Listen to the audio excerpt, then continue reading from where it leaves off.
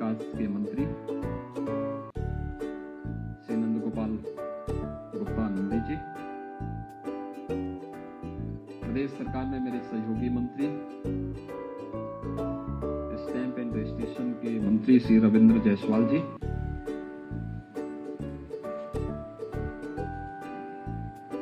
प्रदेश सरकार में हमारे सभी वरिष्ठ अधिकारीगण, एडवाइजर के रूप में Shivneesh Awasthi ji, additional chief secretary और आईआईटीसी श्री अरविंद कुमार जी, हमारे additional chief secretary finance Shri Prashant Trivedi ji, principal secretary Shri Mukesh Mishra ji, CII के chairman Shri Sanjeev Bajaj ji, chairman CIA north region Shri Anshuman Magazine ji, Deepak Jain ji, और आप सबके सामने अपने अनुभव को साझा करने वाले हीरानंदानी ग्रुप के सीईओ श्री दर्शन हीरानंदानी जी, आज के इस रोड शो में यहां पर उपस्थित देश के सभी प्रतिष्ठित हमारे बिजनेस लीडर्स, उद्योगपति, इन्वेस्टर्स और उपस्थित सभी भाइयों बहनों, मैं उत्तर प्रदेश शासन की ओर से आप सबका हृदय से स्वागत करता हूं। उत्तर प्रदेश भारत का हृदय स्थल है, भारत की आध्यात्मिक और सांस्कृतिक विरासत का प्रतिनिधित्व करता है और उस प्रकार की प्रकृति और परमात्मा की असीम कृपा वहां पर है भी। भारत की विरासत की जननी के रूप में आप उत्तर प्रदेश को देख सकते हैं और इसलिए 25 करोड़ की एक विशाल आबादी को न केवल एक साथ समेट करके आगे बढ़ाती है, बल्कि आम जनमानस जो अपने रूट्स को भारत के अंदर ढूंढने का प्रयास करता है, तो उत्तर प्रदेश वह भूमि के रूप में उन सबके सामने एक उज्जवल भविष्य की तस्वीर प्रस्तुत करते हुए दिखाई देता है। और उस उत्तर प्रदेश की धरती से आज आप सबको आमंत्रण देने के लिए मैं विशेष रूप से देश की इस आर्थिक राजधानी में आपके बीच में आया हूं। आप सब उत्साह के साथ यहां पर आए हैं, ये मुझे आनंदित भी कर रहा है और हमारी पूरी टीम को आगे बढ़ने के लिए प्रेरित भी कर रहा है।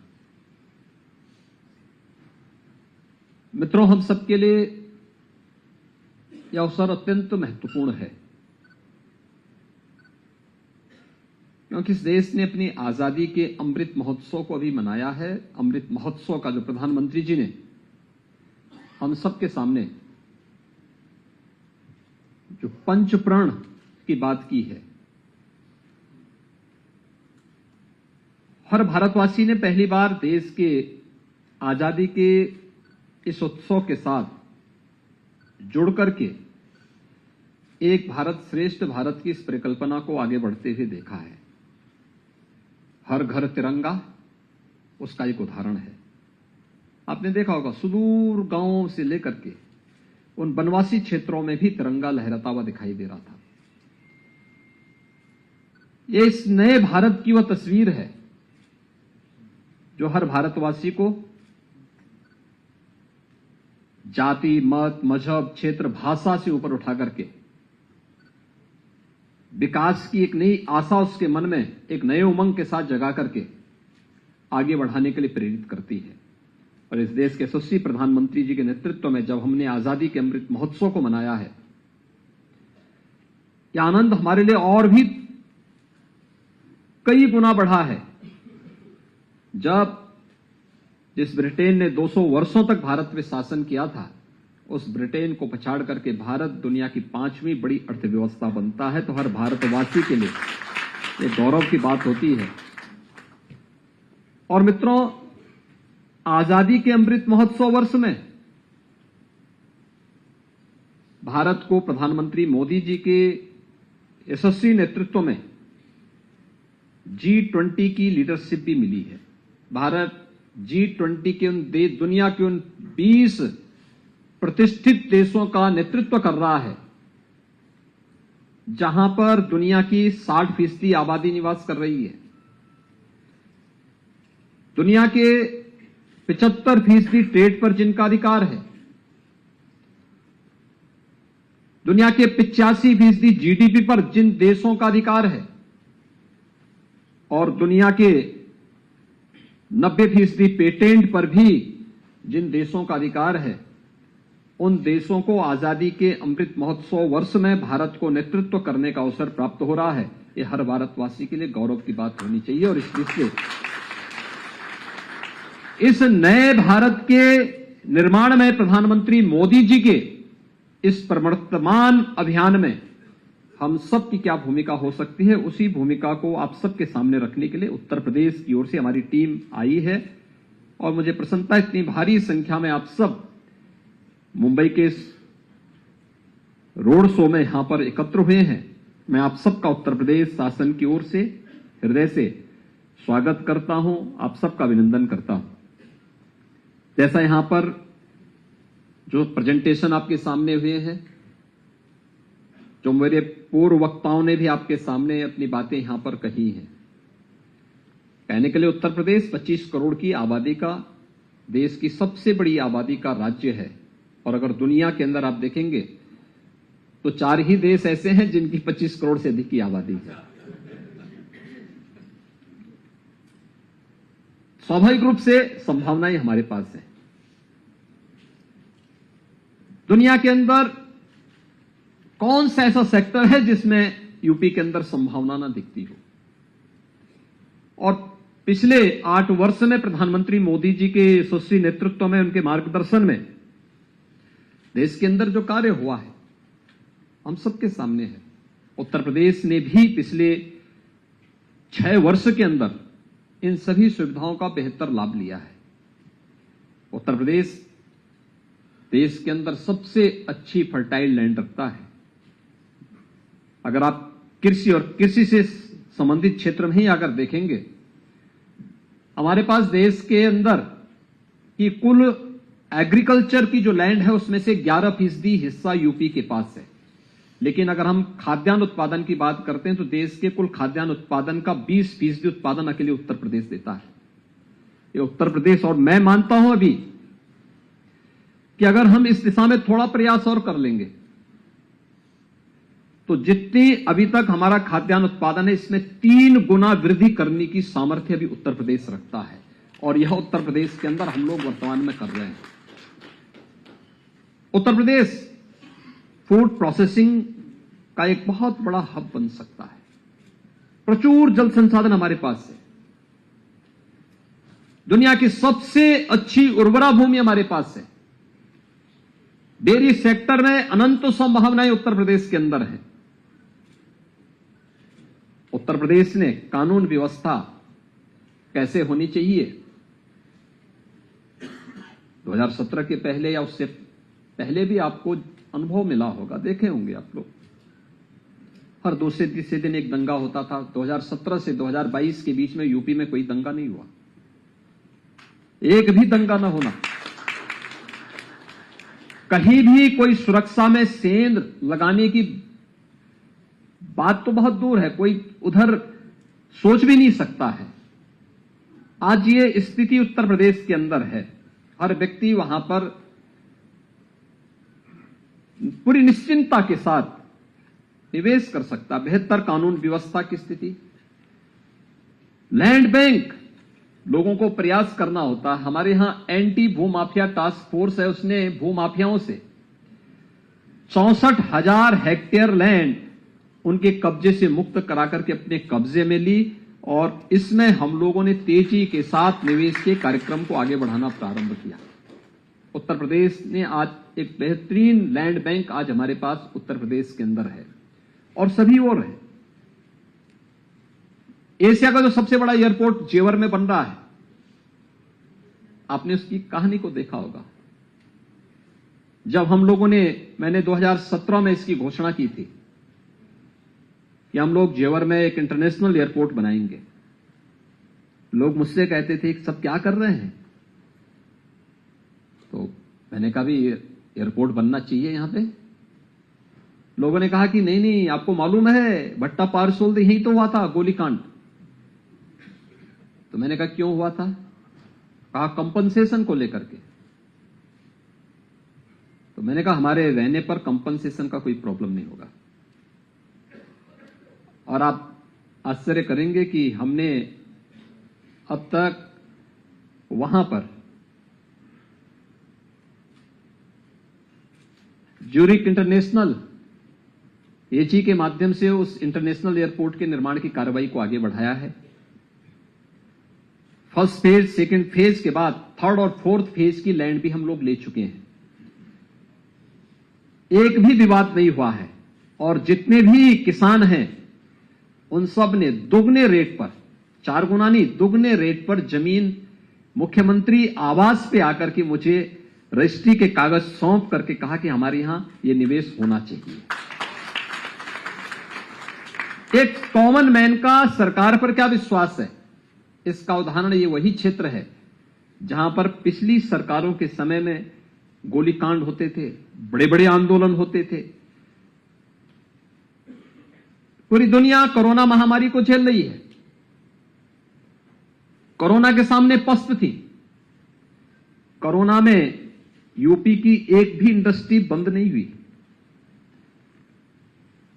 हमने वहां पर सरकार की ओर से भी इंडस्ट्री को भी हमने प्रोत्साहित किया। जहां पे इंडस्ट्री को हमें लगता था कि उसे परेशानी है, उनके पास इतने संसाधन नहीं होंगे या हो सकता है उनके सामने और भी कुछ बात होगी, हमने स्टेट गवर्नमेंट की ओर से और सेंट्रल गवर्नमेंट की ओर से हम लोगों ने मिलकर के कोविड केयर सेंटर या कोविड हेल्प डेस्क के बनाने में भी योगदान दिया।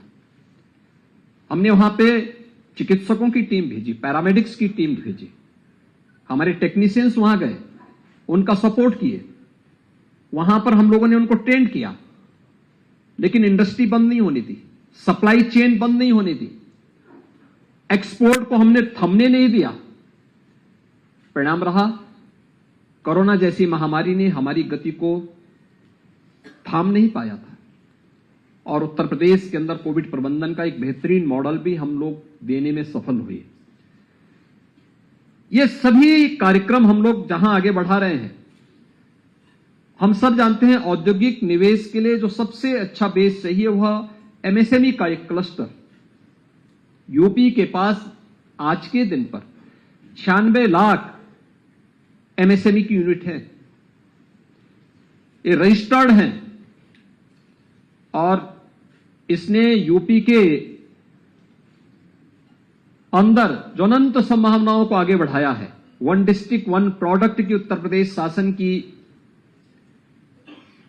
वह अभियान जिसने अपने परंपरागत उद्यम को प्रोत्साहित करने के लिए उसकी अच्छी डिजाइन हो, अच्छी तकनीक हो, उसके लिए अच्छा मार्केट मिले, उसकी ब्रांडिंग हो, इसे लेकर के हम लोगों ने जिस कार्यक्रम को आगे बढ़ाया है, आज वह देश के अंदर प्रधानमंत्री मोदी जी के नेतृत्व में आत्मनिर्भर भारत का ही आधारशिला बना है और उस दिशा में हम लोग बहुत अच्छा कार्य कर सकते हैं। और इसीलिए विगत 4 वर्ष के अंदर आपने इस बात को देखा होगा, 5 वर्ष के अंदर उत्तर प्रदेश ने 4 लाख करोड़ रुपए से अधिक के निवेश को आसानी से जमीनी धरातल पर उतारने में सफलता प्राप्त की।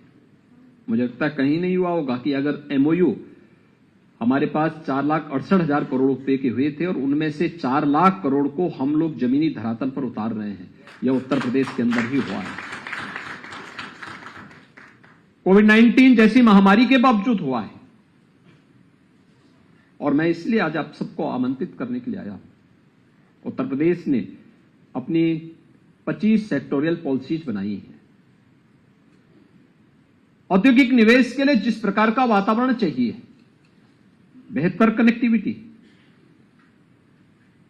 हमारे पास जितने भी हमारे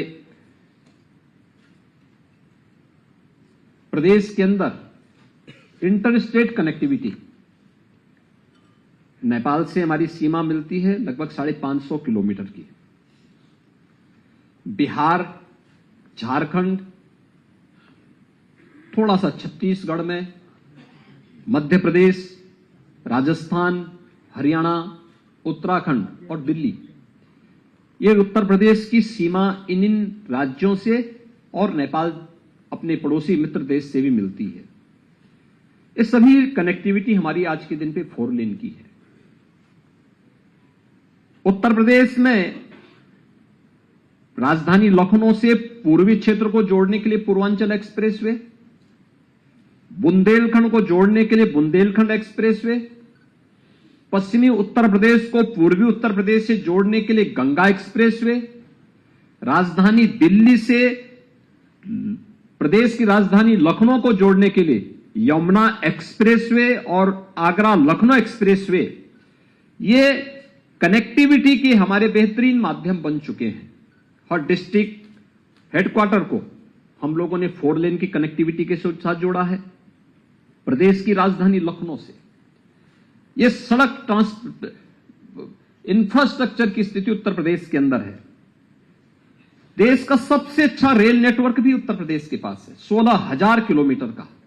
eastern and western dedicated freight corridor भी उत्तर प्रदेश से होकर के जाता है और दोनों का जंक्शन भी उत्तर प्रदेश के जेवर में ही मिल रहा है। यह उत्तर प्रदेश के अंदर रेल नेटवर्क है। एयरपोर्ट के बारे में आपके सामने अभी बताया जा रहा था, 17 तक केवल 2 एयरपोर्ट हमारे पूरी तरह उत्तर प्रदेश के अंदर क्रियाशील थे। आज हमारे पास 9 एयरपोर्ट हमारे पास पूरी तरह क्रियाशील हो चुके हैं। 10 नए एयरपोर्ट पर हम लोग कार्य कर रहे हैं, जिनमें से 5 एयरपोर्ट हम लोगों ने एयरपोर्ट अथॉरिटी ऑफ इंडिया को सौंप दिए हैं एक एमओयू के तहत कि आप इनका संचालन करिए। इनके मेंटेनेंस आदि में जो खर्चा आएगा राज्य सरकार उसमें सहयोग करेगी। 5 एयरपोर्ट हमारे बहुत शीघ्र तैयार होने जा रहे हैं, जिनको भी हम एयर कनेक्टिविटी के साथ जोड़ने के कार्य करेंगे। लैंडलॉक्ड स्टेट से भी हम ऊपर उठ चुके हैं। देश का पहला वाटरवे हल्दिया से वाराणसी के बीच में प्रारंभ हो चुका है और इस दिशा में हम और भी कार्यक्रम को आगे बढ़ा रहे हैं। उत्तर प्रदेश के अंदर ढेर सारी संभावनाएं हैं और इसलिए 25 सेक्टोरियल पॉलिसीज आपके सामने है। मैं आप सबको आमंत्रित करता हूं कि ग्लोबल इन्वेस्टर समिट के लिए उत्तर प्रदेश सरकार ने, यानी वैश्विक व्यापारिक समुदाय को हम लोगों ने इसके लिए आमंत्रित किया है। तो स्वाभाविक रूप से जो उत्साह दुनिया के अंदर देखने को मिला है, लगभग 7,12,000 करोड़ रुपए के प्रस्ताव हमें प्राप्त हो चुके हैं और हम लोगों ने इस पर तेजी के साथ अपने कार्यक्रम को आगे बढ़ाना प्रारंभ किया है। स्वाभाविक रूप से देश की आर्थिक राजधानी कही जाती है और इसलिए मैंने स्वयं इस बात को महसूस किया है कि मुझे घर के अंदर तो आमंत्रण देने के लिए स्वयं ही जाना चाहिए और इसीलिए मैं आज स्वयं मुंबई में आया हूं आप सबको आमंत्रित करने के लिए कि उत्तर प्रदेश की इस अपॉर्चुनिटी का लाभ लीजिए। ढेर सारी संभावनाएं हैं। आपको भी, आपकी निवेश को भी सुरक्षा की गारंटी राज्य सरकार देगी। मानवीय हस्तक्षेप 0 है। आपने एमओयू किया, वहीं से मुख्यमंत्री कार्यालय इन सब की मॉनिटरिंग करना प्रारंभ कर देगा। उसमें फिर आपको कहीं जाने की आवश्यकता नहीं। कोई भी आपके किसी कार्य में हस्तक्षेप नहीं करेगा। आप फिर देखेंगे निवेश मित्र, निवेश सारथी के साथ साथ इंसेंटिव देने की कार्रवाई भी ये सभी डीबीटी के माध्यम से सीधे आपके पास जाएगा। आपको किसी कार्यालय के पास जाने की आवश्यकता ही नहीं पड़ेगी। हम लोगों ने टेक्नोलॉजी का उपयोग करते हुए ह्यूमन इंटरफेरेंस को 0 करने का प्रयास किया है और उसी दिशा में मैं आप सबका सहयोग चाहता हूं कि उत्तर प्रदेश की इन अनंत संभावनाओं को, हर एक सेक्टर में जो संभावनाएं हैं, इन संभावनाओं को आगे बढ़ाने में आप सब भी अपना योगदान दें। उत्तर प्रदेश सरकार आपके स्वागत के लिए उत्सुक है। उत्तर प्रदेश का जैसा बड़ा बाजार आपके पास है और इसका लाभ उठाएं, अपने बिजनेस को भी बढ़ाएं और साथ साथ आदरणीय प्रधानमंत्री जी के विजन के अनुरूप भारत की अर्थव्यवस्था को $5 ट्रिलियन की अर्थव्यवस्था के रूप में अगर बदलना है तो उसका रास्ता उत्तर प्रदेश से होकर के जाता है, क्योंकि एक बड़ी आबादी देश की उत्तर प्रदेश में निवास करती है। वहां उस रास्ते को और सुगम बनाता है। उत्तर प्रदेश इस दिशा में आगे बढ़ने के लिए पूरी तत्परता के साथ कार्य कर रहा है। मैं इसके लिए आप सबको 10 से 12 फरवरी के बीच उत्तर प्रदेश की राजधानी लखनऊ में आयोजित ग्लोबल इन्वेस्टर समिट के लिए सादर आमंत्रित करता हूं और मुझे विश्वास है कि हमारी टीम के साथ मिलकर के आप उत्तर प्रदेश के अंदर अपना निवेश करेंगे, उन सभी सेक्टर्स में उन संभावनाओं को तलाशेंगे जो न केवल आपके लिए बल्कि उत्तर प्रदेश के लिए भी बहुत फ्रूटफुल होगा। इस विश्वास के साथ मैं आज के इस रोड शो कार्यक्रम में आप सबका एक बार फिर से स्वागत करता हूं और आप सबको उत्तर प्रदेश के अंदर बेहतरीन निवेश के साथ बेहतरीन वातावरण देने का आश्वासन भी देता हूं। धन्यवाद। जय हिंद। देखिए, अखबार को मैं सच मानूं, अखबारों में जो छपा है वो मैं सच मानूं, तो अखबार तो पहले से ये कह चुका है कि हम 13 लाख करोड़ का MOU कर चुके हैं। अगर हम 13 लाख करोड़ का कन्वर्जन करें तो मुझे लगता है कि जो फिगर वो बता रहे वो पूरा हो चुका है। सवाल ये है कि इन्हें ये बताना चाहिए कि जो पहला इन्वेस्टमेंट मीट हुई थी उसमें जो MOU साइन हुए थे 5 लाख करोड़ के लगभग, उसमें कितना ज़मीन पर उतरा है। डिफेंस एक्सपो में देश के प्रधानमंत्री आए, देश के डिफेंस मिनिस्टर आए और बड़े बड़े इन्वेस्टर्स बुलाए गए। आखिरकार डिफेंस एक्सपो में जो MOU साइन हुए थे, जिन्होंने ज़मीन लेने का वादा किया था, आज उत्तर प्रदेश में ज़मीन पर कितना उतरा है। ये केवल धोखा देने के लिए आयोजन है। पहले मंत्रियों को विदेश भेजना, फिर खुद शहर जाना, फिर G20 के कार्यक्रम यूपी में ज़्यादा करना। सबसे बड़ी बात तो ये आएगी सामने कि इनके पास इंडस्ट्रियल पॉलिसी क्या है। आखिरकार किस इंडस्ट्रियल पॉलिसी के तहत, किस इंसेंटिव के साथ इन्होंने पॉलिसी बनाई है जिससे इन्वेस्टमेंट उत्तर प्रदेश में आएगा। और फिर जो लोग NCRB का डेटा देख लेंगे तो वो शायद एक बार को इन्वेस्टमेंट करने में घबराएंगे। पिछली सपा बसपा की सरकारों ने एक बार सपा, एक बार बसपा, एक बार बसपा, एक बार सपा, लंबे समय तक कांग्रेस, इनने कभी नहीं सोचा कि हवाई कनेक्टिविटी अच्छी हो, ट्रांसपोर्ट सिस्टम अच्छे हो, हॉस्पिटल्स हो, रोड कनेक्टिविटी हो। आज जब 2017 में हम सरकार में आए थे तो केवल 2 एयरपोर्ट संचालित थे, आज 9 एयरपोर्ट संचालित हैं। 5 बहुत जल्दी चालू होने जा रहे हैं। 14 एयरपोर्ट। देश में पहला राज्य होने का सौभाग्य प्राप्त हो रहा है उत्तर प्रदेश को, जहां 5 इंटरनेशनल एयरपोर्ट। आज पूरे देश का जो एक्सप्रेसवे का नेटवर्क है उसका लगभग 37.7%, लगभग 40% हमारे पास है। अभी हम गंगा एक्सप्रेसवे बना रहे हैं, जल्द ही पूरे देश का 50% एक्सप्रेसवे हमारे पास होगा। गंगा जमुना सरयू, ऐसी तमाम जो पवित्र नदियां हैं, 1153 किलोमीटर नदियों का किनारा हमारे पास, बहुत उर्वरक फर्टाइल ज़मीन है, जो जहां पर बहुत सारे हमें रॉ मटेरियल, ऐसे बहुत सारी चीज़ें हैं जो उत्तर प्रदेश की ओर आकर्षित कर रही है इन्वेस्टर को। सारे इन्वेस्टर का हित सुरक्षित हो, संरक्षित हो, इसके लिए हम काम कर रहे हैं। और अभी 3 जून 2022 को माननीय प्रधानमंत्री जी के कर कमलों से 80,224 करोड़ रुपए की ग्राउंड ब्रेकिंग सेरेमनी इस बात का गवाह है कि इन्वेस्टर